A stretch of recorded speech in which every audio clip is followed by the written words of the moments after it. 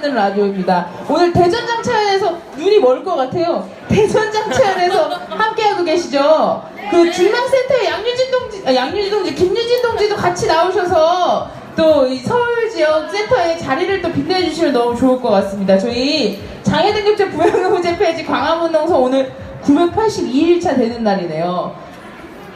이제 곧 5월 18일 날에 저희가 1000일 기자회견을 할 예정이고, 실제 이제 광화문 장애등급제 부양의무제 폐지 농성의 1000일은 5월 17일이에요. 대전장차연에서도 많이 항상 와주셔가지고 너무 감사드립니다. 오늘 이렇게 세 분이 오신 거예요? 오늘 항상 이렇게 박정선 대표님만 오시다가 오늘 같이 와주신 이렇게 동지분들이 있으니까 너무 좋으실 것 같아요. 그렇죠? 네. 그럼 오늘 이제 나쁘잖아 파이팅 있는 음원으로 시작을 해보는, 아까 살짝 나왔었던 거죠? 말하면 멈추는 거. 네. 저희가 원래는 지난주 같은 경우에도 지난주에는 한국사회 빈곤 전반에 대해서 빈곤사회연대 정책위원이신 강동진 집행위원장님이 또 발언을 해주셨는데, 서서 계속 하시면 다리가 너무 아프시지 않을까요? 의자라도 거기 가져가셔서 거기라도 앉으세요. 네, 가난한 사람들이 함께, 장애인과 가난한 사람들이 함께 살기 위한 광화문 장애등급제 부양의무제 폐지 농성장입니다. 끝날 때 그러면 화이팅 있게 한번 틀어볼까요? 네, 나오고 있네요. 2015년 4월 29일 수요일 광화문 농성, 제가 목소리가 혹시 너무 커서 음악을 잡아먹은 게 아닌가. 매주 수요일 오늘도 어김없이 돌아온 광화문에 와야 듣는 라디오, 보이는 라디오가 오늘 시작됐습니다. 이제 4월도 마지막 주가 다 됐네요. 2014년이 지나고 2015년이 됐는데 2015년에 벌써 세상에 3분의 1이 지났네요. 네. 4월의 마지막 주에 다다랐고, 4월은 4월 16일 세월호 1주기, 그리고 4월 17일 작년에 뜨겁게 싸웠던 송국현 동지의 1주기가 벌써 지나서 4.20 장애인 차별철폐의 날도 지났죠. 그리고 4.24 민주노총 총파업도 지났고, 이제 다 지나가지고 기다릴 것만 남겨두고 있네요. 정말 바쁜 4월을 보냈던 것 같습니다. 이제 4.20과 함께하는 와라도 진짜 마지막 순서를 남겨두고 있어요. 저희가 4.20 기간에 굉장히 스페셜하게 광화문이 간다, 그리고 광화문에 와서 배워보장 이렇게 코너를 진행했는데, 오늘 배워보장 코너의 두 번째 장애등급제, 장애등급제 순서를 두고 있습니다. 첫 특강으로 장애인 권리보장법 알아보장 순서를 저희가 가졌는데, 혹시 유튜브로 한번 보셨어요, 다들? 네. 네네. 많이 봐주세요. 저희가 가만히 틀어놓고 점심시간쯤 좀 지나서 졸려오실 때 들어보면 농성등의 이런 시시콜콜한 사소한 이야기들, 일상의 이야기들을 진행하고 있는 걸 들으실 수 있을 겁니다. 명의와 명확히 핵심을 짚어가면서 어쨌든 설명해 드렸는데요. 제가 명입니다. 네. 4.20이 함께하는 와라인 만큼 4.20의 장애인 권리를 끌어올려보자 외치며 달려왔던 만큼, 너무 달려가지고 숨이 좀 차는 것 같지만, 네, 달려왔던 것만큼 장애인 권리보장법을 단 한 번 알아보고는 끝낼 수 없을 것 같아서 이렇게 또 한 번의 순서를 진행을 했습니다. 장애인 권리보장법 하면 여러분들이 알아보자 이렇게 해주시면 돼요. 장애인 권리보장법 알아보자 순서고요. 오늘은 이제 빔 프로젝트와 스크린이 준비된, 거의 2012년 겨울 나쁘지 않아 때 저희가 영상을 본 이후로 스크린이 여기 등장했던 건 처음인 것 같습니다. 네, 강사분을 정말 또 어렵게 모셨는데요. 너무 오랜만에 뵈가지고 저도 이렇게 얼굴을 까먹을 뻔했어요. 예. 네, 와라인 또 메인 DJ이시기도 하고 광화문 농성 집행부로 같이 활동을 하고 계신 와라 속의 코너의 DJ로 오늘은 강사의 양유진, 서울장애인 차별철폐연대의 양유진 동지를 우리 대전장차연과 중랑센터가 함께 지키고 있는 이 광화문 농성 982일차에 와라에 한번 모셔보도록 하겠습니다. 네, 오랜만이에요. 네네. 네, 오랜만입니다. 이거 자꾸 무슨 캐스천이 뜨네요. 네, 오늘은 좀 특별한 시간입니다. 요거 혹시 요 핸드폰에 낀 요 음성 잭을 노트북에 같이 껴줄 수 있을까요? 앰프를 저쪽으로 아예 옮겨가지고 네, 영상이 또 나오기 때문에 우리가 길어서 괜찮을 것 같아요. 네, 여기가 장애 등급제 부양무제 폐지 농성장이잖아요, 그죠?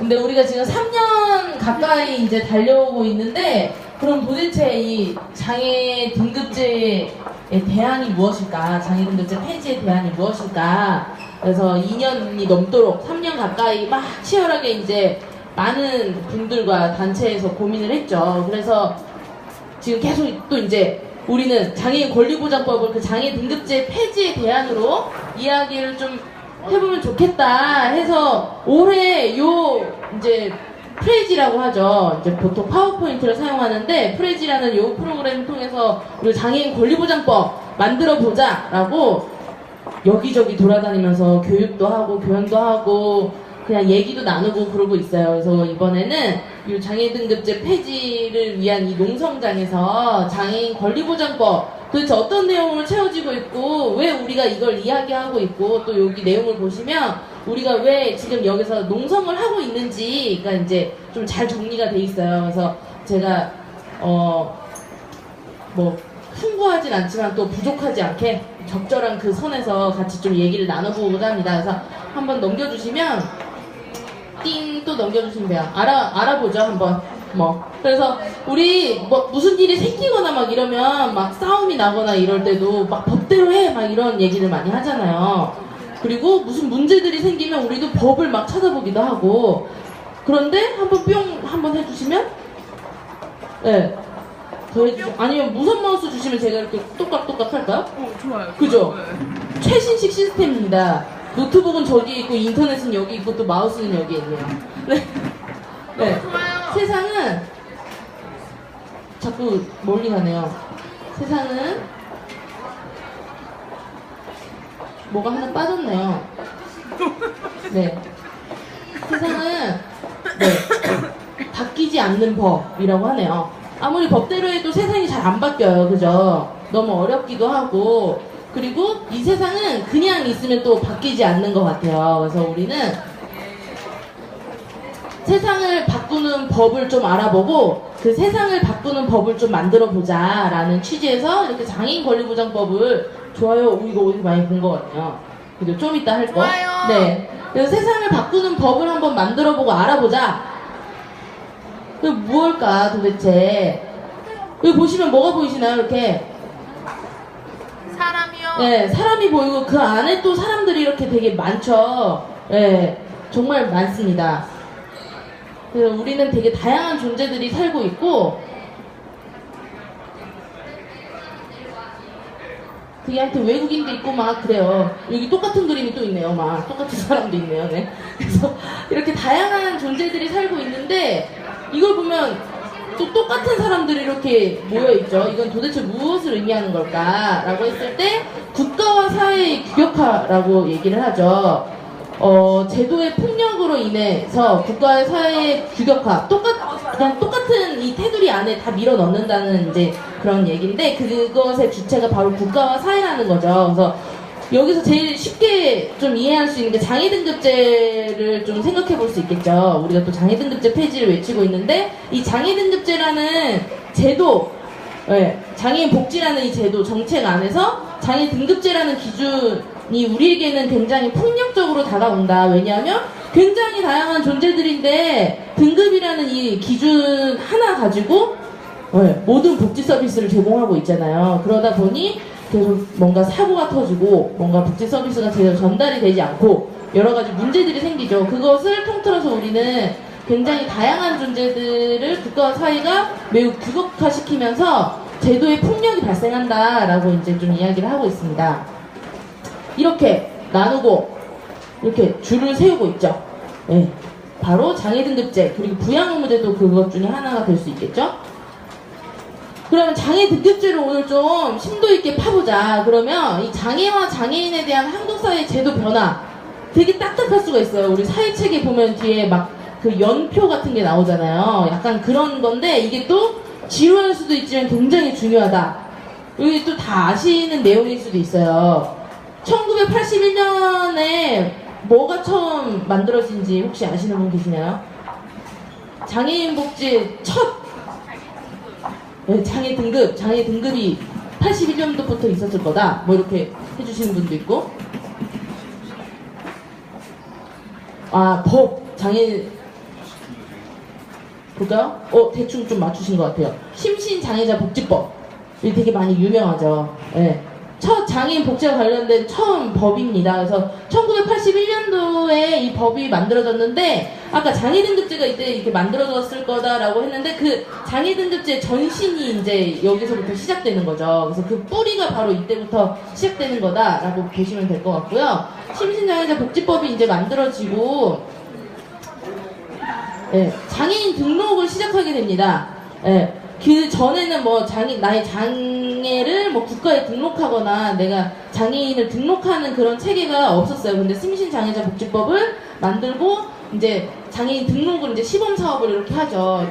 87년, 88년. 저 이때쯤 태어났어요. 그래가지고 장애인 등록 사업을 이제 전국적으로 확대 실시한 게 88년이죠. 근데 이 장애인 등록을 왜 했을까 보면 이제 장애 등급을 이제 좀 추진하기 위해서 좀 만든 것 같더라고요. 한번 볼게요.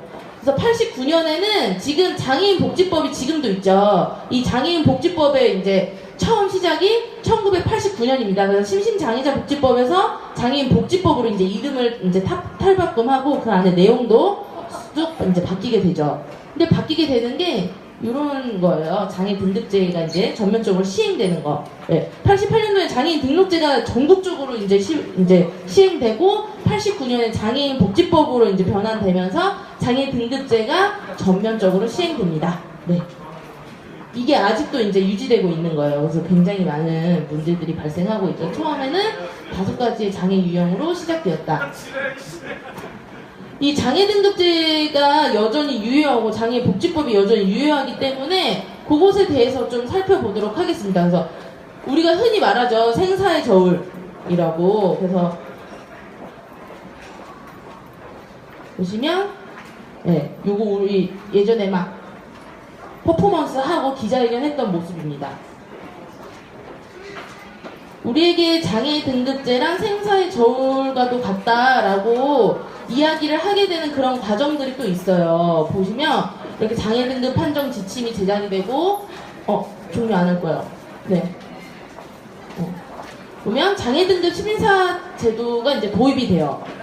보시면 1998년에서 2007년 요 사이에 뭔가 막 만들어지죠. 장애 등급제와 관련된 뭔가 지침이 제작되고 뭐 심사를 하는 그런 기준들이 들어서고, 이게 이제 무엇을 말하는 걸까라고 했을 때 뭔가 장애 등급제가 더 이제 세분화되고 뭔가 더 전문화된다고 이제 얘기를 하고 더 객관화된다고 하고 그런 것들이죠. 그리고 이제 활동보조 제도가 이제 직접 이제 제도화되는 그런 과정에서 이런 장애 등급이 더 강화되는 그런 이제 발맞춤들이 있습니다. 네. 그래서 장애 등급제가 더 강화되는 모습을 보인다. 라고 하는데요. 다들 다 여기 투쟁을 함께 했었던 분들이죠. 이제 활동보조 서비스 이제 제도화하는 그런 과정에도 함께 하셨고, 그래서 뭐 제가 설명드리기 되게 민망한데, 그래서 장애 등급 재심사가 이제 의무화되면서, 빨리빨리 해도 될 것 같아요. 2010년까지 우리가 달려옵니다. 그래서 장애 등급과 관련된 이 영상을 하나 이제 제가 여태까지 말씀드린 게 좀 정리된 영상이에요. 소리가 나오나요? 안 나와요.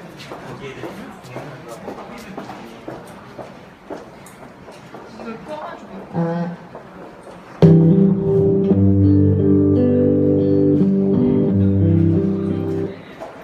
오씨. 이거. 어딘가요? 일주일입니다. 할게요. 네. 네, 됐어요? 네. 좀 뒤로 가야 되나요? 아니요. 앞으로. 네. 더 가야겠다. 시작.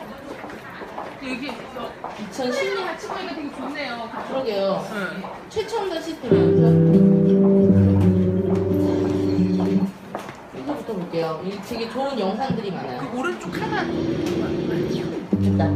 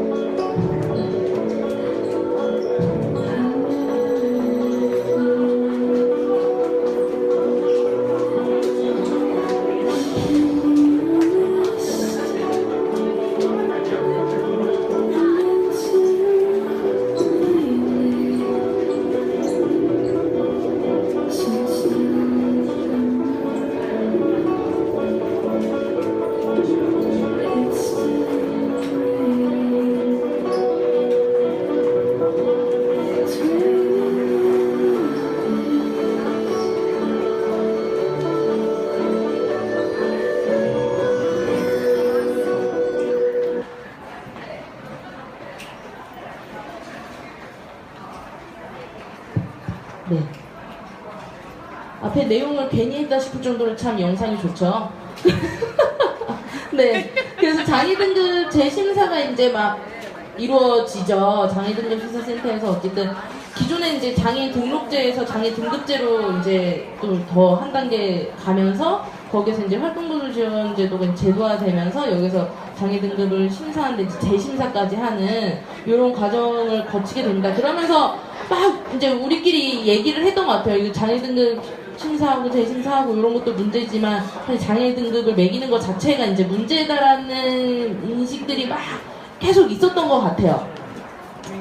그런데 이런 장애 등급이라는 게 그리고 심사를 한다는 거 요런 것까지 봤을 때 요런 장애 등급 심사 기준 도대체 누가 만드는 거냐 그리고 무엇을 위한 객관성이냐라는 이제 막 질문들이 나오고 문제 제기들이 나오고 문제의식이 우리 안에 계속 쌓여가는 거겠죠. 그런 과정을 거치면서 9월 13일 2010년입니다. 그래서 또 한 번의 되게 역사적인 순간이 있는데요. 이날 어딘가를 점거 농성을 했습니다. 점거를 되게 잘 하셨어요. 여기도 점거를 잘한 것처럼 여기도 참 점거를 잘했는데 이제 막 이런 문제 장애 등급도 문제지만 장애 등급을 심사하고 재심사하는 이런 과정들에서 아까 이제 발생했던 그런 문제의식들을 모아 이건 안 되겠다. 우리 이제 생존권의 위협을 막 받은 거죠. 그러면서 9월 13일 투쟁이 하나 시작됩니다. 바로 장애인 심사센터 점거 농성인데요. 요거를 한번 영상으로 또 보도록 하겠습니다.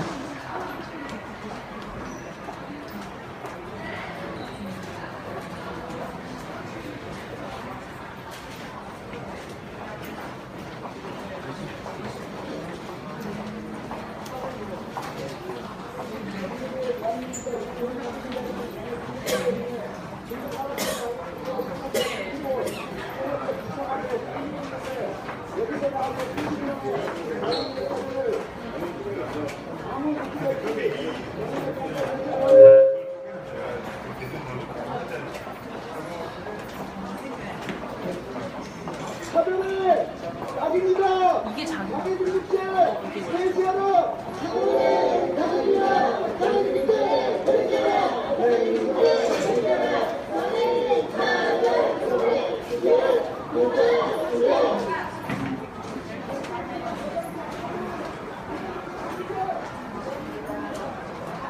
날씬한 민구다.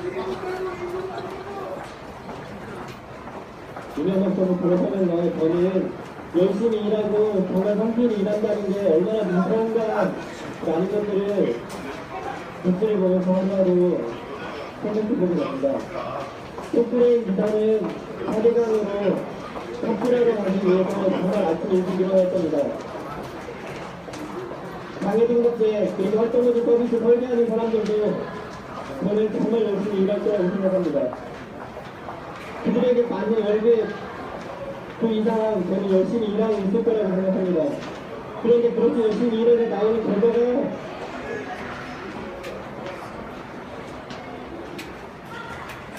여러분들이 열심히 그렇게 시끄러운데도 모니터 앞에서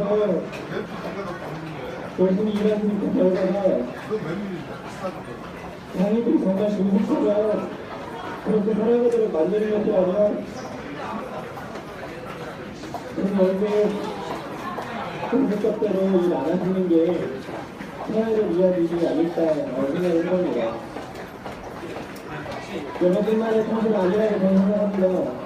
장애등급 심사에 따라서 활동모집 서비스를 주지 안 주고를 결정하는 여러분들이 아니고 장애등급에 따라서 장애인들이 접촉으로 나오는데 필요한 서비스 일정을 이용할 수 있게 하느냐 하지 않느냐라는 걸 결정하는 것 그리고 뒷거리만한 월급 그것조차도 받지 못하고 집구석에서 평생 살아가는 그런 장애인들에게 한달평이 15만 9천 원이라는 장애로 인해서 투자로 발생하는 비용보다도 모자란 장애연금을 주면서 이걸 줄까 말까 고민하는 것 이걸 어떤 장애인들한테 줄까 몇몇 장애인들한테 줄까 저는 그런 것들을 결정한 건 여러분이 아니라고 생각합니다. 그렇지만 결과적으로 여러분들이 하고 계신 그 일이 그것이 정말 필요한 장애인들을 잘라내는 일이라는 게 저는 정말 기쁩니다.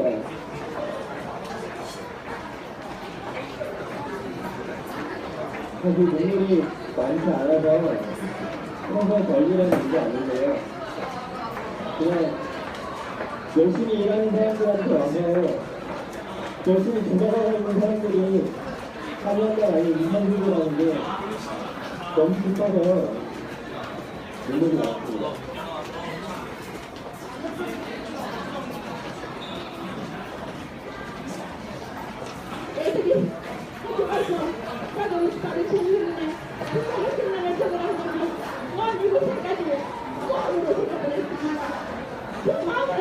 엄마는 그렇게 무심하면 내 모임을 마음을 아시겠습니까? 그래서 제가 마음을 놓고 약을 갔습니다. 그것도 이제 혼자 가지 못해서 프로세스라는 것을 빠지나라 해가지고 그러고 그 약을 준비해서 부탁해가지고 제가 8개월 만에 그 약을 갔습니다. 하루만이라도 그것처럼 가고 싶습니다. 그렇게 가가지고 제가 조금 앞에 있는 것으로 그렇게 시작했습니다. 세상을 나오니까 내가 그렇게 정말 어색하게 세상을 나오겠습니다. 내가 우리 부장님이 생각 아니어서 우리 부장님이 정말 좋대네. 자기 딸을 낳은 것도 아니었는데 우리 어머니는 자기 딸을 낳은 걸로 무슨 그렇게 살아였고 나의 생각을 가지고 백신이라는 셈을 내면 안전백이라는 그 말을 들으면 나의 어머니가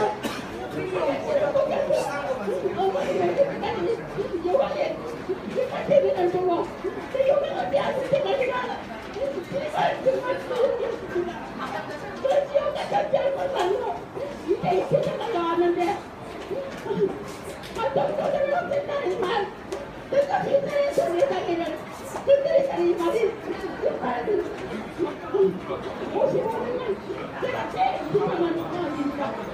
어떻게 내 자매가 정말 나이가 들어갈수록 더 나빠진 내 몸은 어떻게 자매를 부족히 될까는 겁니까?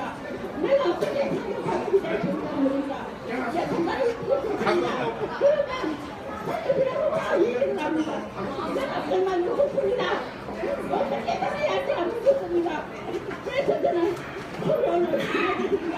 내 자매 누구 심사를 꼭 해야 되겠다면 저는 밖에 안 해줄 것입니다. 약을 주십시오. 이 세상 그대로 있는 나를 주십시오. 정말 잘하는 우리 세상이야.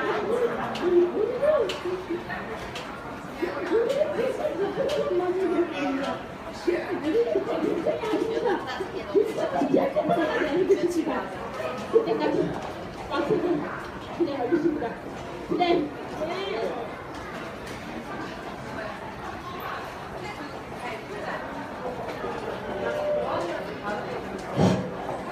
네, 이게 이제 장애 등급 심사센터 점거 농성을 했던 그 당일의 모습이죠. 그래서 기존의 장애 등급은 어쨌든 이렇게 의사들이 처음에 이제 등급 심사를 하기 전에 의사들이 그냥 이렇게 점수를 이렇게 줘가지고 그거대로 이제 등급이 되었었던 걸로 알고 있는데 그 이후에 이제 등급 심사를 하면서 장애 등급 심사센터가 생기고 거기서 의사들이 준 점수를 가지고 이제 뭐 여러 전문가라고 하는 사람들이 이제 판정을 하죠. 또 지금의 시스템이 이제 그런 시스템인데 활동보조 제도 뭐 장애인 연금을 받으려면 이제 기존의 장애 등급을 받은 사람들은 다시 재심사를 해야 된다라고 하는 이제 그런 일들이 막 발생해서 우리가 이제 이제 장애 등급 심사센터를 점거 농성을 했죠. 그래서 그때 당시에 이제 재심사하는 거는 막았다고 저는 그렇게 또 알고 있는데 근데 그때 당시에는 그렇지만 이제 지금 계속 등급을 받으려면 어쨌든 등급 심사까지 이제 가야 되고 뭐 이런 일들이 있다. 뭐 이제 그러면서 계속 등급을 받기 어려운 분들이 있고 그게 나의 현실, 나의 삶과 맞지 않는 부분들이 너무 많기 때문에 등급이 이제 문제다. 등급 자체가 문제다. 그래서 이때 농성을 처음 할 때도 등급제 폐지를 이제 얘기를 하면서 농성을 들어갔던 것 같아요. 그래서 되게 나의 절박한 이야기를 이렇게 풀어낸 것 자체가 왜 등급제를 폐지해야 되는지를 나타내 주는 것 같아요. 그래서 이렇게 아까 나의 몸을 자른다고 했죠. 그래서 프로쿠스테스의 침대라고 해서 옛날 신화에 뭐 나오는 그런 침대라고 하는데 침대에 내 몸을 맞추는 거죠. 막 억지로 꾸겨놓고 막 자르고 막 이러면서 그래서 바로 장애 등급이 그것이 아니냐라는 퍼포먼스입니다. 그 이후에 이제 장애 등급제 폐지가 계속 이렇게 우리의 이야기가 되고 장애 등급이 계속 또 문제가 되고 하면서 2012년에는 또 하나의 또 역사적인 경이로운 날이 또 있죠. 네. 2012년 말에 대통령 선거가 있었습니다. 그래서 2012년 8월 21일 예, 바로 이곳에 이제 이야기가 나올 거예요. 장애 등급제 폐지 맞는 거 아니냐라고 우리끼리 서로 얘기하고 수덕수덕거리고 토론회도 하고 막 그랬는데 그걸 완전히 이제 수면 위로 끌어올린 날이 바로 2012년 8월 21일이죠. 장애 등급제 부양의제 폐지 광화문 농성의 돌입이 바로 이날입니다. 네, 아주 멋지네. 박수 한번 치고 할까요? 우리 지금까지 이렇게 982일 동안 이곳을 지켜오고 있는데요. 이곳의 시작을 또 이게 감회가 새롭죠. 여기 많이 나와요, 다들. 그래서 한번 보고.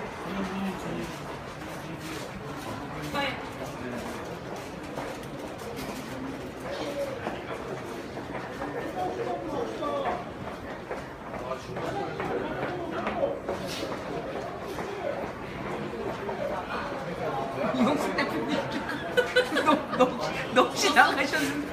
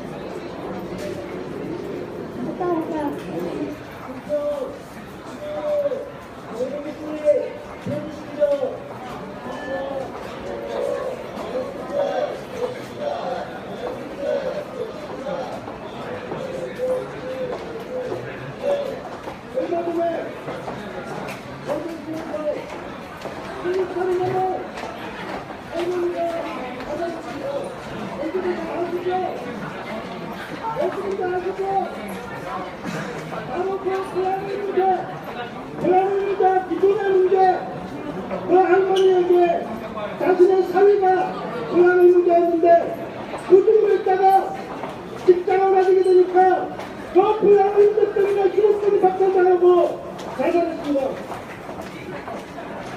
저는 이것이 국가가 이명박 정부가 가난한 사람을 그 할머니를 죽였다고 생각합니다. 이 사회가 그 사람을 죽였다고 생각합니다. 그렇게 수없이 가난한 사람들이 죽어왔습니다. 복지라고 외치는 이 시대에 장애인들을 위한다고 떠벌리는 이 시대에 가난한 사람을 위한다고 떠벌리는 저들의 권력자의 주둥아리 속에서도 우리 삶을 죽어가고 있습니다. 이제 죽지 맙시다. 경기를 이제 죽지 말고 싸웠으면 좋겠습니다.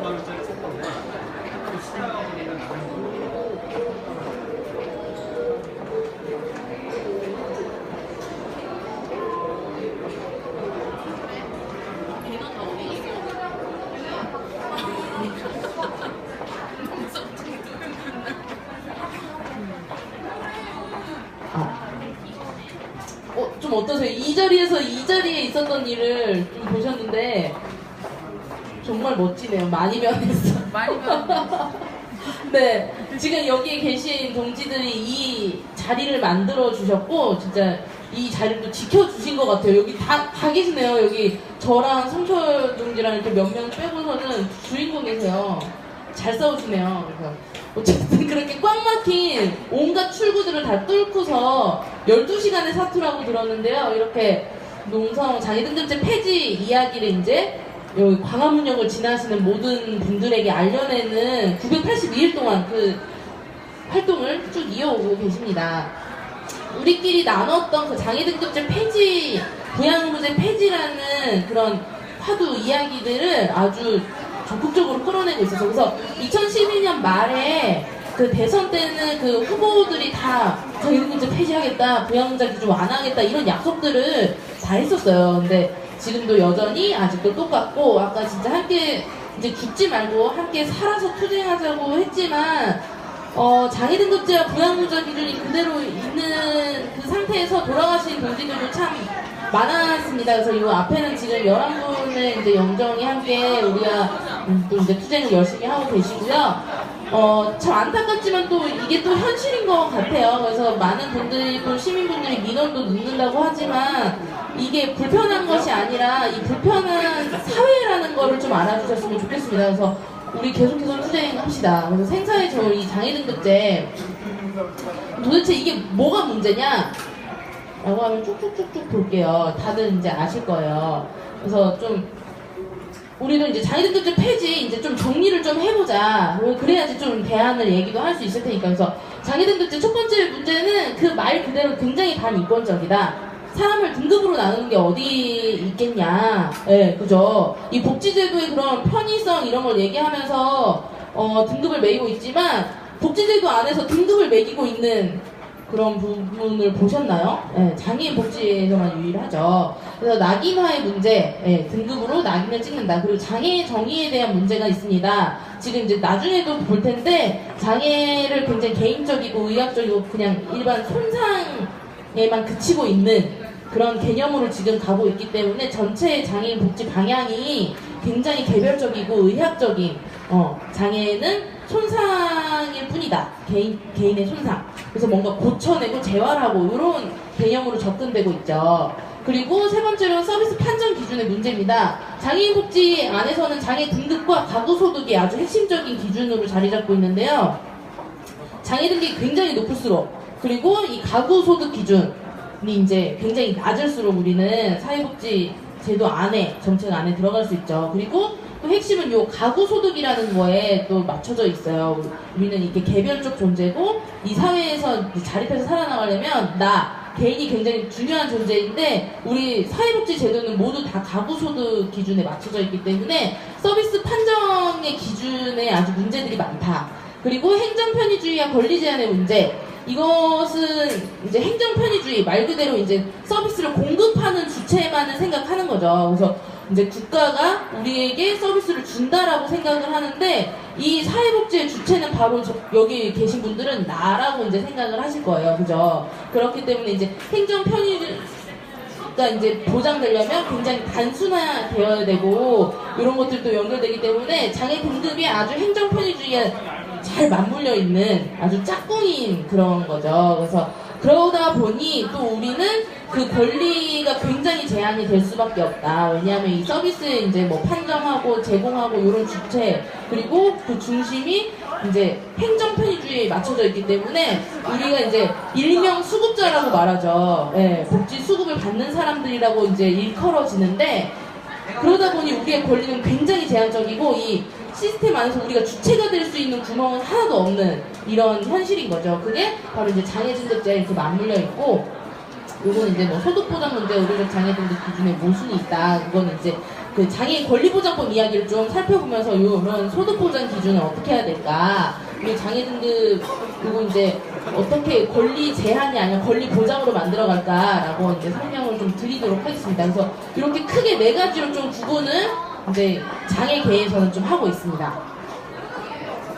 그럼 우리는 딱 보니까 이렇게 두 가지의 장벽에 좀 갇혀 있는 것 같다. 그래서 뭐 2중, 4중의 장벽을 통과해야지 사회 서비스 내에 진입할 수 있는 것 같다. 그래서 이 장벽을 깨고 들어가기가 굉장히 어렵죠. 그래서 장애 등급을 이제 의사한테 먼저 나의 몸을 보여주면서 뭐 하여튼 그런 반인권적인 내용, 네, 그죠?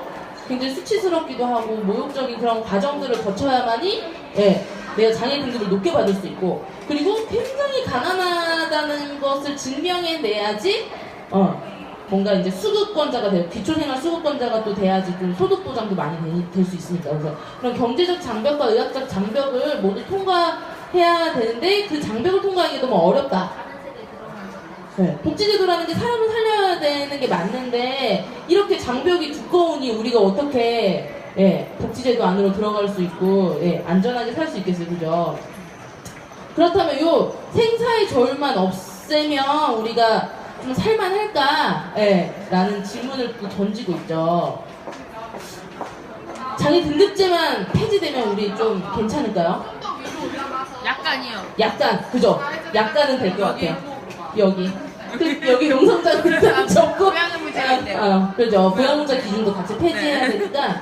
근데 또 보면은 이게 장애 등급제 폐지 대안으로 장애 권리보장법을 얘기하고 있지만 이 안에서 또 부양문자 기준에 폐지의 그런 방향도 좀 제시하고 있어요. 그래서 보시면 우리는 이 우리를 이렇게 죽이고 있는 이 장애 등급제라는 생사의 저울을 없애고 그 다음으로 바로 뭔가를 다시 쌓아 올리자. 그래서 장애 등급제 없애고 뭔가 체계를 좀 우리가 새롭게 구축해보자라는 이야기입니다. 그래서 2015년에는 이제 지금 있는 장애인 관련 법이 뭐라고 그랬죠? 아까? 복지법? 다 나왔다. 장애인 복지법이죠. 네. 장애인 복지법이 지금 있어요. 네, 있는데 우리는 장애인 권리보장법을 좀 2015년부터는 만들어보자라고 얘기를 하고 있습니다. 이게 장애 등급 폐지에 대한의 키를 이렇게 쥐고 있어요. 그러면 장애인 권리보장법은 뭘까? 아직 뭐 완성된 법안은 아니지만 초안이 좀 나와 있습니다. 작년까지 이제 여러 이제 장애인 단체들과 당사자들이 모여서 장애인 권리보장법 초안을 좀 만들었어요. 그래서 풀네임은 좀 이렇습니다. 장애인 권리보장 및 복지 지원에 관한 법률입니다. 그래서 이 톱니바퀴가 이렇게 크게 4개가 있어요. 이 톱니바퀴가 돌아가려면 어떻게 돼야 될까요? 맞물려서 잘 이렇게 하나만 돌아가면 다 돌아가나요? 이렇게 여기 얘가 돌아가면 얘가 좀 뻑뻑하게 돌아가기도 하고 그러겠죠. 이게 힘을 못 받아서.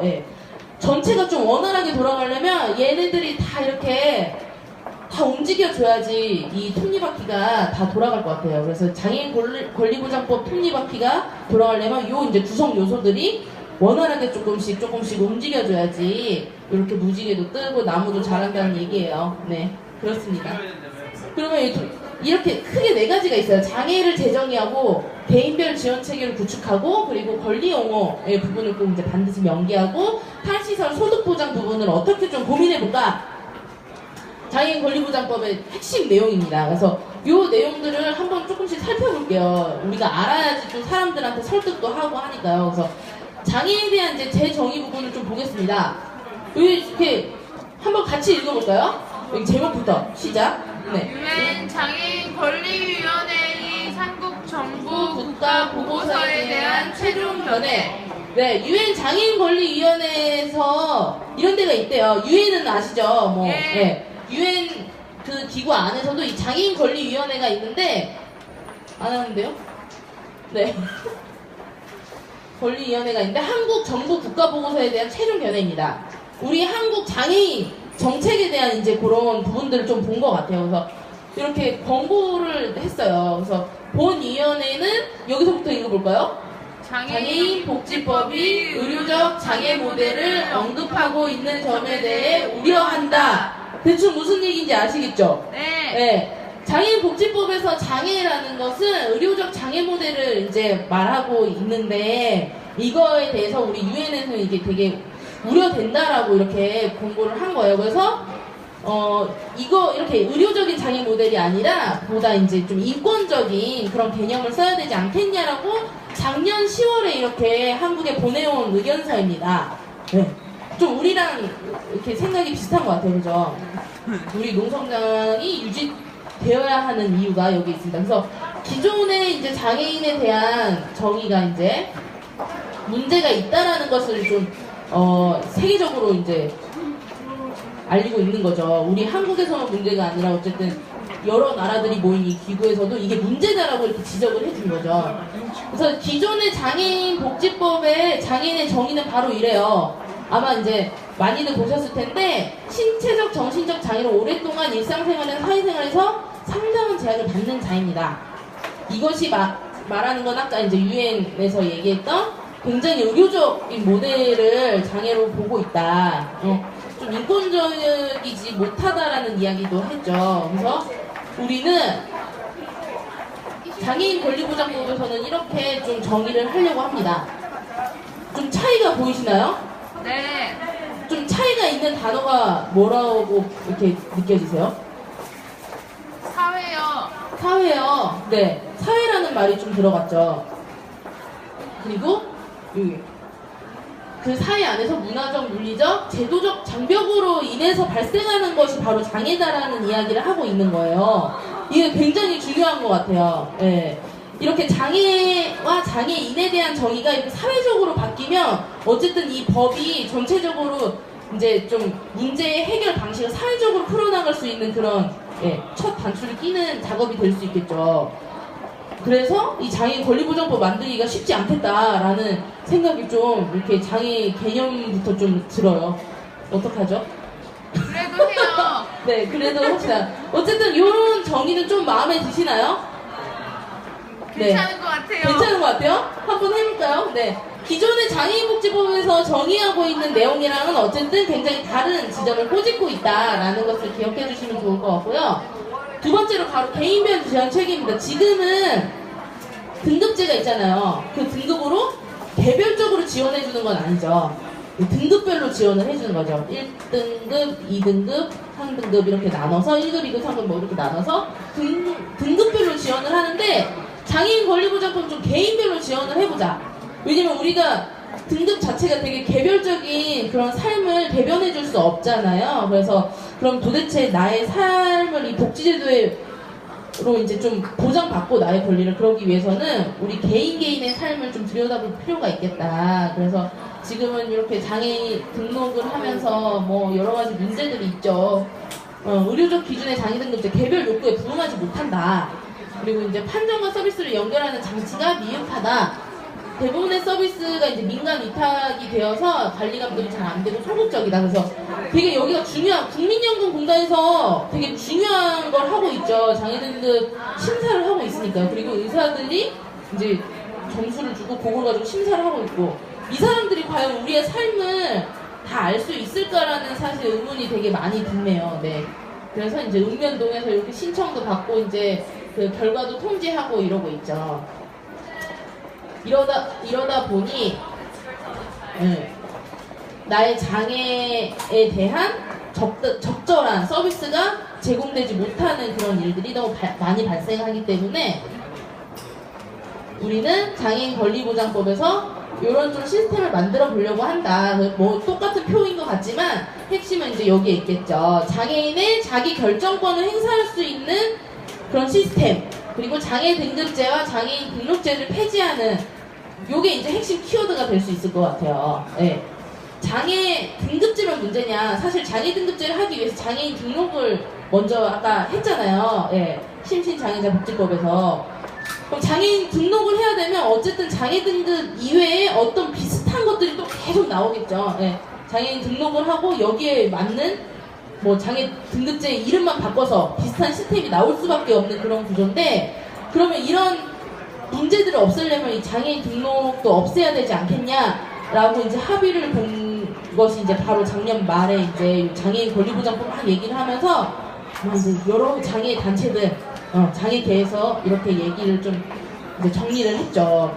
그래서 이제 그런 것 같아요. 이거는 좀 상상력도 많이 발휘해야 될 것 같아요. 지금의 시스템에서는 장애 등록을 안 하면 어떻게 이렇게 서비스를 받을 수 있겠냐라고 하지만 그냥 일단 내 개인이 어떤 이제 중심 이제 번역별로든 아니면 지역별로든 어떤 센터가 생기면 내가 거기에 가서 나는 이런 활동 지원이 필요하고 나는 소득 활동을 전혀 할 수 없기 때문에 소득이 필요하고 뭐 이런 것을 코디네이팅 할 수 있는 그런 이제 센터 같은 것들이 되게 곳곳에 생기고 그게 이제 지금 현 체계로서 이제 굉장히 전문성 뭐 전문가 중심이 아니라 내가 이제 수급을 받게 되는 나가 굉장히 주체가 돼서 예, 누군가 나를 판정하는 게 아니라 나의 이야기를 이제 막 하면은 그것을 가지고 코디네이터를 해줄 수 있는 그런 시스템을 좀 만들어보면 어떨까라는 고민인 것 같아요. 그래서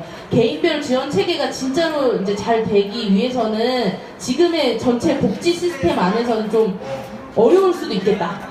왜냐면 이제 복지 인력도 굉장히 많이 필요하겠죠. 이러면. 네, 그리고 지금의 뭔가 이렇게 듬성듬성한 그런 시스템이 아니라 뭔가 진짜 어디 뭐 동작구 본동만 이렇게 코디네이터 하는 그런 센터, 뭐 노원구 상계동만 할 수 있는 그런 센터 이런 걸 되게 세밀하게 이제 뭔가 배치를 시키고 그 안에서 굉장히 다양한 네트워크를 할 수 있는 여러 사람들이 모여서 그 동네 사람들을 진짜 다 알아야 되겠죠. 예. 근데 지금은 어쨌든 그냥 동사무소, 주민센터에서 한두 명의 복지 공무원이 그 모든 사람들을 다 이제 뭐 관리한다고 하죠. 일명. 예. 그 사람들의 삶을 전혀 알 수 없는 그냥 기준에만 맞으면 오케이, 기준에 안 맞으면 이제 안 됩니다. 이런 통보만 하는 게 아니라 그냥 그 지역에서 그 사람들이 언제 이 활동보조 지원 서비스가 필요한 사람은 몇 명이고 뭐 이제 소득 지원이 필요한 사람은 몇 명이고 그리고 수급권자가 되어야 되는 사람 몇 명 이런 걸 다 관리할 수 있고 조사할 수 있고 상시적으로 계속 소통할 수 있는 그런 체계가 좀 마련돼야 될 것 같아요. 그러면 사실 장애인 권리보장법만 만들어 놓는다고 해서 그게 자연적으로 시행되기는 좀 어려울 것 같다라는 제 개인적인 고민이 사실 있어요. 그러면 사실 이제 복지 투쟁이 전면적으로 좀 있어야 되지 않을까 막 사실 막 이런 고민과 두려움도 있는데 점점 어려워지네요. 되게 이게 실현 가능할까요? 근데 어쨌든 얘기는 되게 좋은 얘기 아니에요? 네. 내가 1급 장애인 누구누구가 아니라 내가 양류진으로서 여기에 가서 내가 필요한 서비스를 연결받을 수 있는 이런 시스템인 거죠. 제가 알기로는 활동보조 서비스 처음 들여올 때 다들 불가능하다고 얘기를 했었대요. 예. 근데 지금 우리 활동보조 서비스 다 받고 있고 자립생활센터가 막 만들어지고 더 확대되고 있고 또 거기에서 우리가 예산도 더 요구하고 있고 그러고 있는 거잖아요. 그래서 저도 이 얘기가 아예 불가능할 것 같지 않다라는 또 생각이 들어요. 또 우리가 이렇게 투쟁도 열심히 하는 사람들인데 예. 이게 진짜 필요하면 그에 맞는 투쟁을 또 하고 거기에 맞는 사람들이 모이고 뭐 이렇게 하다 보면 좀 되지 않을까 싶기도 하고 어쨌든 나의 이제 내가 신청을 하고 나의 욕구, 나의 필요한 부분들을 이제 상담도 하고 하면서 뭔가 이 이제 지역 센터에서 연결을 해주고 진짜 복지 서비스를 받게 되고 이런 거죠. 예, 내가 장애인 등록이 안 돼 있는 상태인 거죠. 이걸 잘 고민을 해보셔야 돼요. 장애인 등록이 아니고 내가 장애인 누구가 아니라 나는 양류진으로서 가서 내가 필요한 서비스를 지원받을 수 있게 해주는 거죠. 이게 되게 핵심적인 내용입니다. 그래서 장애인 등록제 폐지, 장애인 등급제를 완전히 폐지할 수 있는 그런 것들을 이제 좀 실현해보자. 그리고 개인별 지원 체계를 이렇게 또 고민을 해볼 수 있겠죠. 그리고 권리 옹호 부분은요, 굉장히 필요한, 제도적으로 보장되어야 된다라는 겁니다. 작년에 이제 뭐 신안의 염전 노예 뭐 사건도 있었고, 그리고 시설 안에서 발생하는 정말 여러 가지 그런 학대, 방임, 뭐 노동 착취까지 막 있는 거죠. 근데 이게 지금 시스템은 뭔가 조사를 하고 처벌을 하고 그 사후 관리 시스템이 뭔가 획일적으로 이렇게 체계적으로 되어 있지 않대요. 책임 주체도 명확하지 않고 그래서 장애인 권리보장법에서는 이런 장애인 대상의 각종 학대, 유기, 방임, 노동력 착취에 대한 권리 침해를 굉장히 이제 체계적으로 절차를 만들어 보자라는 이야기입니다. 그래서 이제 뭐 구제 조치 및 사후 지원까지 꾸준히 잘 할 수 있도록 법 근거를 만들어야 된다는 거죠. 그렇게 되다 보면 어쨌든 그런 책임 소재도 분명해질 테고요. 네. 그래서 이게 되게 또 중요한 부분입니다. 그 다음으로는 탈시설과 소득 보장 부분이에요. 지금 탈시설 정책이 중앙정부에서 없어요.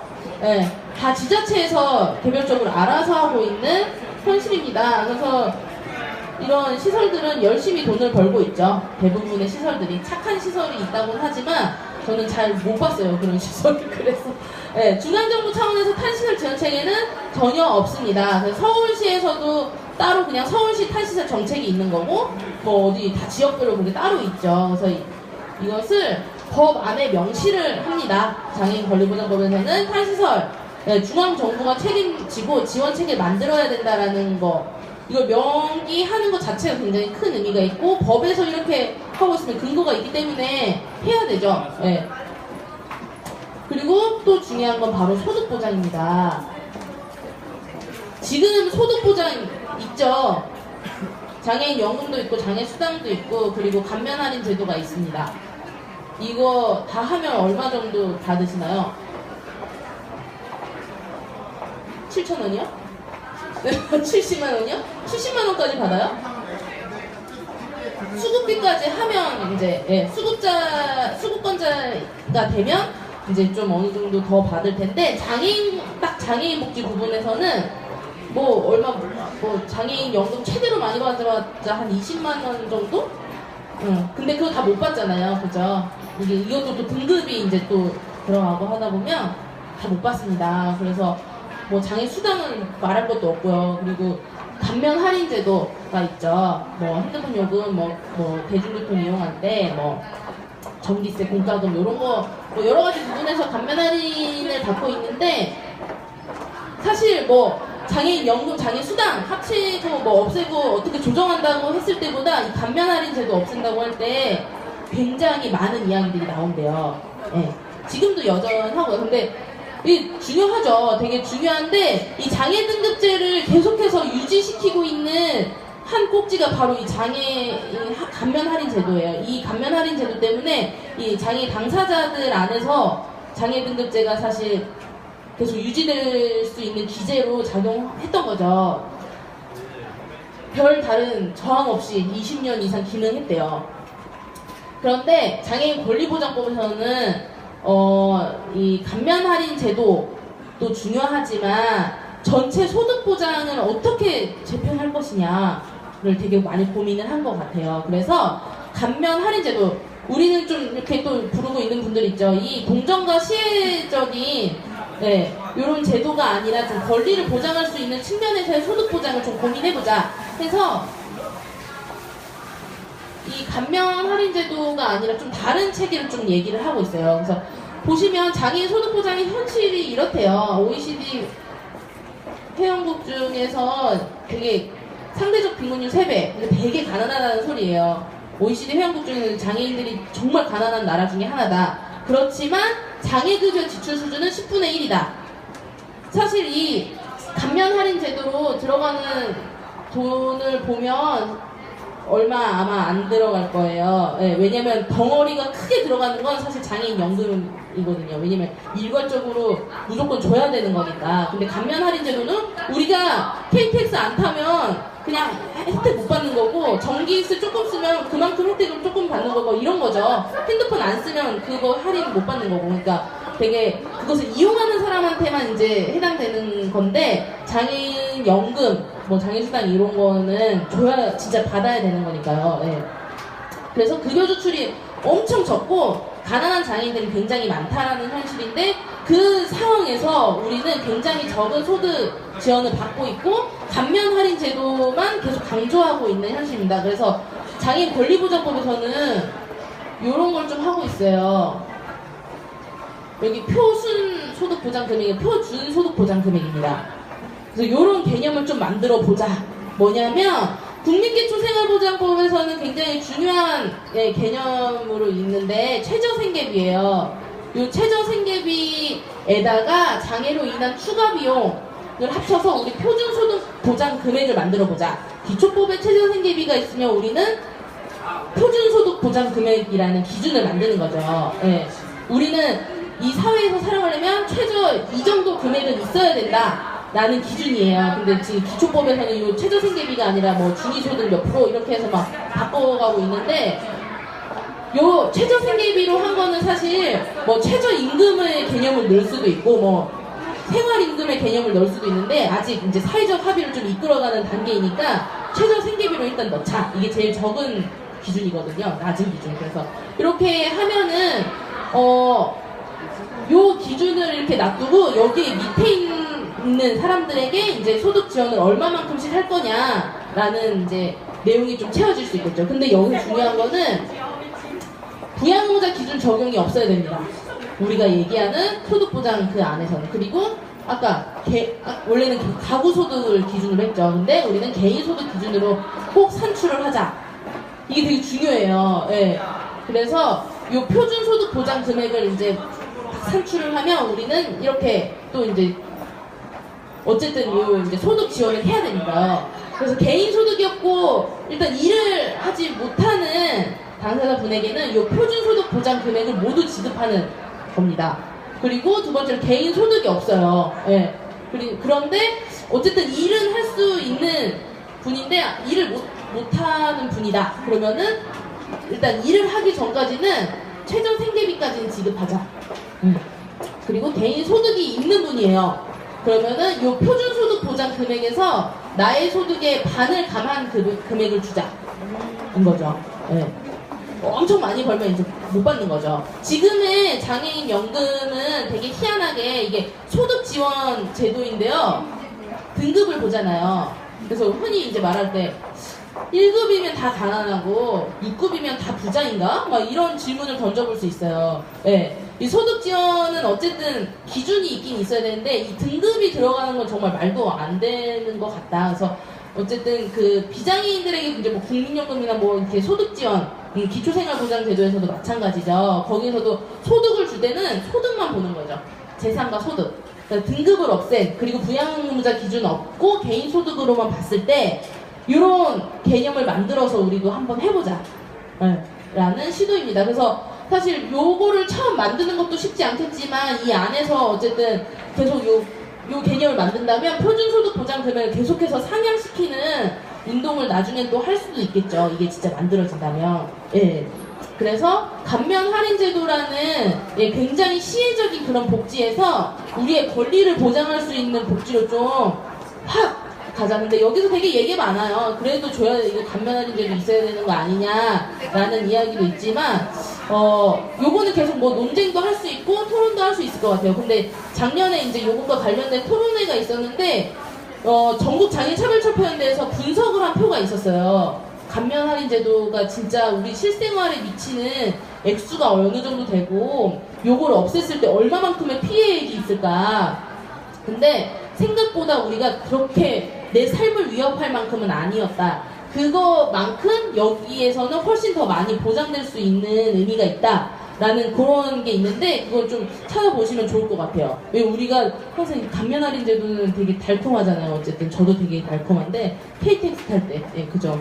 그래서 그런 것들을 우리가 조금 더 진보적이고 좀 앞서 나갈 수 있는 우리의 가치를 좀 만들기 위해서는 조금 더 고민을 해보면 어떨까. 사실 지금 당장에 막 없애기는 좀 어렵지만 한 발 한 발 좀 나가볼 수 있는 그런 부분인 것 같아요. 그래서 이런 소득 지원, 소득 보장 내용을 좀 담고 있습니다. 그래서 되게 지금의 현 복지 제도, 체제 안에서는 굉장히 이게 조금 어려울 수도 있겠다, 이게 가능할까라는 질문들이 계속 나올 수 있지만 만들어 가는 것 같아요. 네, 만들어 가야 될 것 같고 만들어 가는 것 같고 이 내용들이 어쨌든 좀 괜찮은 것 같다. 이렇게 하면 그래도 조금씩은 나아질 것 같다라는 것에 어느 정도 그래도 동의가 된다면 우리가 투쟁으로 저는 마지막엔 쟁취해야 되는 것 같아요. 네. 이게 뭐 또 법만 만들어서 되는 것도 아니고 법을 만든다고 해도 이게 우리가 계속해서 아까 막 되게 빈틈들 많았잖아요. 그런 것들을 계속 보완해 나가고 뭔가 더 만들어 나가고 확대시켜 나가지 않으면 그냥 법에서 머무를 수밖에 없는 것 같아요. 그래서 이렇게 좀 되면은 우리는 이 심신장애자 복지법은 배제 시대라고 좀 부르고 있어요. 뭔가 사회에서 배제시키는 장애인들의 존재를 이렇게 배제시켜 나가는 그런 시대였지 않을까라고 하면 장애인 복지법은 바로 보호와 시혜의 시대라고 볼 수 있을 것 같습니다. 대부분이 이제 어쨌든 장애인의 불쌍한 존재, 도와줘야 되는 존재, 안타까운 존재로 계속 얘기하면서 아까 감면 할인 제도가 그 대표적인 보호와 시혜적인 제도이죠. 우리가 이것을 떨쳐버리지 않는 한 사실 계속 보호와 시혜를 계속 요구하는 거나 마찬가지일 것 같아요. 그런데 우리는 말 그대로 장애인 권리보장법으로 장애인 권리보장 시대를 좀 만들어보자. 그 단계들이 굉장히 쉽진 않겠지만 우리가 좀 여기에 계신 분들은 어쨌든 한 발짝 좀 앞서 가시는 분들이라고 저는 생각을 하거든요. 그래서 이런 장애인 권리 보장의 시대를 만들기 위해서 장애인 권리 보장법 좀 이야기를 이제 수면 위로 막 끌어올려 보자라는 말씀을 좀 드리고 싶습니다. 그래서 뭐 이렇게 이게 다 되면은 장애인 권리 보장 시대가 되는데 그래서 우리 함께 만들자. 그래서 이거 많이 보셨죠? 네. 영차 장애인 권리를 끌어올려 보장해가지고 아마 이제 올해 같은 경우는 장애인 등급제 폐지에 대한 이제 장애인 권리보장법을 만들어보자라는 막 합의 지점들을 끌어내고 많이 알려내는 작업들을 할 것 같아요. 그래서 본격적으로는 뭐 이제 언제가 될지 모르겠지만 아마 지금 얘기하기로는 내년 초쯤 뭐 이렇게 진짜 입법 발의를 해가지고 법 투쟁을 하지 않을까 싶은데 그게 이제 올해 좀 잘 작업이 돼야 될 것 같아요. 그래서 굉장히 많은 상상력이 필요하고 굉장히 많은 힘이 필요하고 굉장히 많은 사람들이 필요하고 당사자들이 필요한 그런 투쟁이 될 것 같은데 저는 이제 더 이상 할 얘기가 없어요. 말을 많이 해서 그래서 장애 등급제 폐지에 대한 장애인 권리보장법을 우리는 이제 슬금슬금 꺼내고 있지만 그 안에 또 부양 의무자 기준 폐지에 또 우리의 마음을 또 담고 있고 그렇게 하다 보면 이게 100% 이 내용이 다 담겨질지 모르겠지만 어쨌든 이렇게 하다 보면 조금씩 나아지지 않을까 싶기도 하고 요 농성장도 이제 다른 데로 갈 수도 있겠죠. 국회? 아니에요? 분점을 또 내릴 수도 있겠다. 아무튼 이거는 녹화가 되고 있네요. 그래서 장애 등급제 폐지의 과정이 어떻게 되어가고 있고 장애인 권리보장법 왜 얘기를 하고 있고 그 내용이 지금 뭘 담고 있는지에 대해서 좀 말씀을 드렸고요. 뭐 하여튼 뭐 이 정도로 이제 저의 이야기는 좀 마무리를 짓고 혹시 뭐 궁금하신 점이 나누고 싶은 이야기 저도 궁금한 거에 대해서 다 답을 할 수는 없어요. 전 잘 몰라요 사실. 이 정도로 알고 여기 계신 분들이 저는 더 많이 알고 더 의문도 많은 것 같고 이렇게 더 보이는 것도 많을 것 같아요. 그래서 혹시 나누고 싶은 이야기들이 있으면 좀 그냥 자유롭게 나누고 시간을 맞춰보면 어떨지. 시간도 다 많이 흘렀고요. 네네.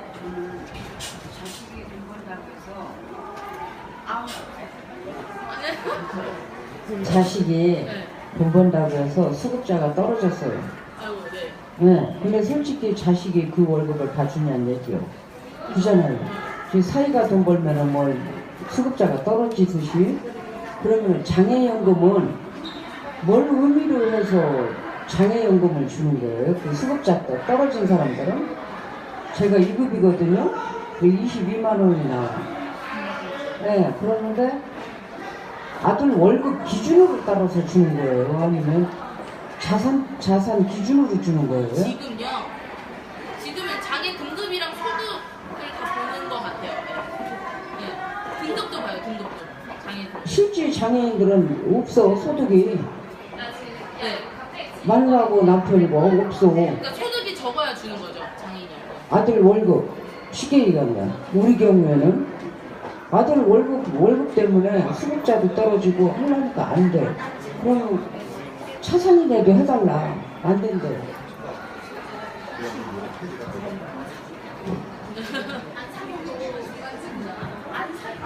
그러니까 수급자가 안 되시는 거죠, 그죠? 그래서 이제 기초생활보장제도에서 이제 부양의무자 기준을 폐지해야 된다고 이제 저희는 이제 얘기를 함께 하고 있는 거죠.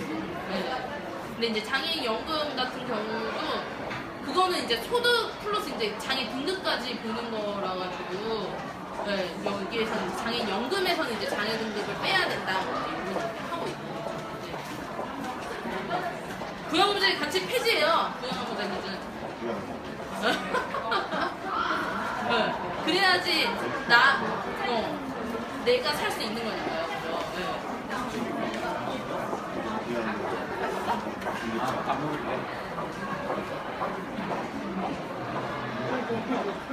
위로 올리시고 얘기하면 조금만 기다리시면 돼요.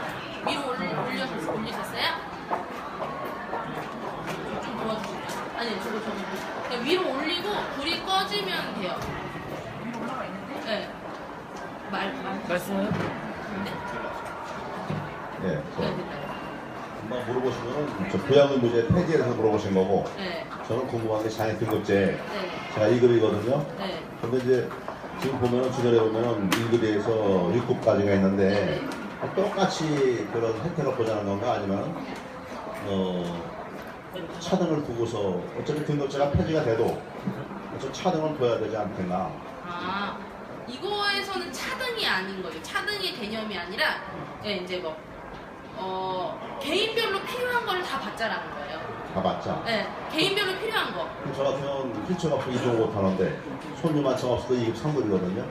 6급도 되고 똑같다는 평등. 근데 이제 이거 보세요. 이제 지금의 2급 안에서 장애 정도의 차이도 있고 유형의 차이도 있잖아요. 만약에 아까 이제 뭐 절단 장애 같은 경우는 그럼 이동 지원은 요청을 안 하고 서비스 연결을 안 하는 거고 이 절단 장애로 인해서 발생하는 여러 가지 필요한 것들을 지원해 주는 거고 이제 동지 같은 경우 이제 보행이 불가능한 장애인에게는 뭐 이제 이동 지원 서비스를 연결시켜 주는 거죠. 그러니까 필요한 것에 따른 서비스 지원인 거죠. 뭔가 차등을 두는 게 아니라 급수는 없어지되 네. 그런 차등은 생길 것이다. 이건 차등이 아니라고 저는 생각하거든요. 아, 필요한 것을 연결해 준다. 네. 필요한 것을. 네. 그럼 그건 차등도 아니고 차별도 아니고. 네? 그러니까 연금 같은 경우는 이제 소득을 보자는 거죠. 소득. 장애 등급을 보는 게 아니라 소득을 보는 거고, 그리고 이제 여러 소득 보장 말고 이제 여러 가지 서비스들이 있잖아요. 뭐 이동 지원이나 뭐 신변 처리, 뭐 활동보조세 제도 뭐 등등은 필요한 사람에게 필요한 만큼 연결해 주자는 거죠. 저도 중요한 건 두 가지가 폐지가 해야 돼. 그죠. 맞아요. 그래야지 진짜. 폐지만 되면 네. 폐지가 되면 그럼요. 소득 보장은 아까 봤던 것처럼 부양의무자 기준 빼고 내 소득만 보고 소득 보장을 해달라는 거고, 이제 여러 가지 서비스 같은 경우는 등급이나 등록 없이 나한테 필요한 서비스를 그만큼 해줘야 된다는 그런 개념이어서, 사실 이제 부양의무자 장애등급제 폐지를 해야지 이게 가능할 수도 있겠지만 요 내용들을 계속 강조하고 주장하면서 그렇게 폐지의 단계를 밟을 수도 있을 것 같아요. 예, 요 투쟁을 하면서 진짜로 장애등급제 폐지를 할 수도 있는 거고, 예. 진짜로 장애등급제 폐지되고 부양의무자 기준 폐지되면 지금 수급비 받을 수 있겠죠. 지금 현재 소득이 없고 가능한 그 기준에 대해서면, 예.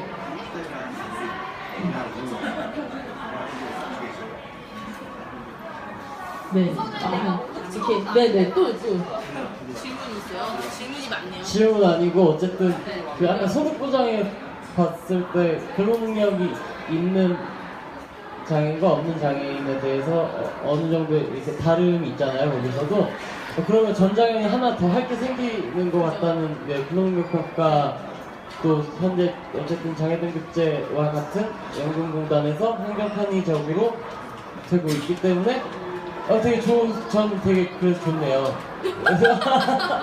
그래서 전장현하고 장애등급제 판정, 장애 판정, 그리고 근로능력 판정 이 두 개를 묶어서 연금공단을 한번 가야겠다라는 생각을 지금 번뜩. 또 싸움을 또. 가요. 가요? 너무 좋은 것 같아요. 가자! 네. 네. 얘기하고 싶은 게 네. 장애 등급제가 만약에 폐지되면은 저 같은 경우에 일을 하다가 다리를 다쳤어요. 근데 그러면서 우선은 항상 움직여야 되는 거기 때문에 잘렸단 말이에요.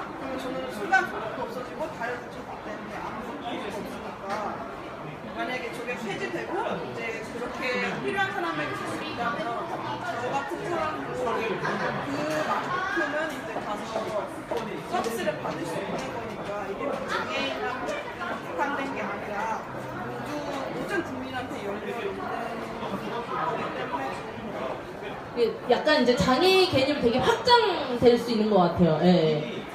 그런 거죠. 사실 막- 노동자의 권리를 더 인정받아야 되는 게 그죠. 먼저 그것도 중요하네요. 이게 어느 정도 지속성과 이런 게 필요하니까. 산재로 네. 산재로 여러 가지가 있을 것 같아요. 예. 제가 뭐지 거기서 다친 게 아니라 혼자서 개인적으로 다친 거고 거기까지 하여튼 좋대요. 네. 네. 근데 어쨌든 이제 뭐 장애등급제를 폐지한다고 해도 이제 근로능력 평가나 이런 기준들이 들어가게 되면 어쨌든 기존에 있는 그런 기준 틀 가지고만은 안 될 것 같아요. 그래서 이렇게 된다고 하더라도 되게 많이 뭔가 손을 봐야 되고, 그리고 이제 뭐 어쨌든 이렇게 복지라는 게 제한적일 수밖에 없잖아요. 예, 그러다 보면 또 이제 여러 가지 문제들이 발생하면 또 그거에 대한 대응도 해야 되고, 근데 어쨌든 중요한 건 가장 큰 가치가 무엇이냐, 어떤 것들이 담겨 있냐라는 게 좀 중요한 것 같아요. 그래서 복지는 어쨌든 항상 이렇게 부작용도 있고 뭐 문제점도 있고 빵꾸도 있으니까 그거는 이제 메꿀 생각을 좀 해야 될 것 같고, 지금의 이제 가치에서 어떤 새로운 가치로 이제 갈 것이냐, 방향으로 갈 것이냐를 좀 같이 고민해보면 좋을 것 같아요. 예. 네, 제가 엔딩이에요? 아. 아, 그렇습니다. 네. 차별철폐 좋아요는 패스. 아까 얘기를 좀 했으니까 총파업까지 해가지고 우리 4.20 공투단 되게 열심히 투쟁을 했던 것 같고요. 5월 1일 노동절 많이 함께 했으면 좋겠고, 이때 또 1박 2일 투쟁이라고 하네요. 세월호 투쟁까지. 그리고 이제 뭐 여러 가지 많아요. 마지막 그 일정에는 5월 6일 우리 이제 광화문 농성하는 이제 광화문 공동행동 전체 회의가 있는 날입니다. 우리 1000일과 3주년 투쟁을 힘차게 결의하고 하는 날인데, 이날 서울시민청 그 태평홀에 2시까지 오시면 너무 좋을 것 같고요. 우리 항상 열심히 지켜주시는 동지들이 와서 농성 어떻게 하면 더 좀 잘할 수 있을까를 같이 토론하는 자리가 있으니까 우리 중랑센터에서도 많이 참여해 주시고요. 우리 대전 장천에도 혹시 올라오실 수 있으면 한 분이라도 두 분이라도 꼭 함께 해주시면 좋겠습니다. 네, 엔딩을 할게요. 참 기나긴 하루였네요. 네. 네, 오늘도 강화문에 와라, 사이공과 함께하는 와라였는데요. 장애인 권리보장법 와라보장이었습니다. 마칠 시간이 되었는데, 네, 멋지시네요. 끝까지 이렇게 함께 자리를 지켜주시고. 오늘은 조금 슬픈 소식을 전해드리며 마치려고 합니다. 네, 무슨 소식이냐 하면요. 안타깝게도 다음 주 수요일 강화문에 와라는 휴방을 하기로 했습니다. 여기 대본대로 하고 계세요. 대본에 하셔. 이렇게 하셔야 되는 거예요. 다시 할게요. 다음 주 와라는 휴방을 하기로 했습니다. 오, 이렇게 하시는 분들이 있었던 것 같아요. 네. 네, 이후 일정에서 소개해드렸는데요. 바로 다음 주 수요일은 우리 농성 1000일을 맞아서 3주년까지 95일간 뜨겁게 이제 장애등급제 부양제 폐지를 하기 위해서 적극적 총력 행동에 나설 것을 결의하기 위한 전체회의가 있는 날입니다. 네, 2시에 회의 시작인데요. 회의가 끝나고 라디오를 준비하고 녹화하기엔 좀 빠듯할 것 같아서 휴방을 좀 결정했고요. 그래도 너무 아쉬워 마시고, 아마도 애청자분들 중 많은 동지들 전체회의에 오실 거라고 믿는데요. 아닌가요? 네. 네, 맞죠? 네, 전체회의는 와라는 또 다른 뜨거운 부글부글한 그리고 아기자기 재미난 순서들이 많이 준비되어 있으니 많이 수요일날 서울시청 시민청 태평홀로 2시까지 와주세요. 와주세요. 네, 우리 모두 함께 만났으면 좋겠고요. 그러면 강화문에 와라는 한 주 건너뛰고 다다음 주 5월 13일 더 뜨겁고 알찬 구성으로 다시 찾아뵙기를 약속드리며 이상 강화문에 와라 마치겠습니다. 잘 가요.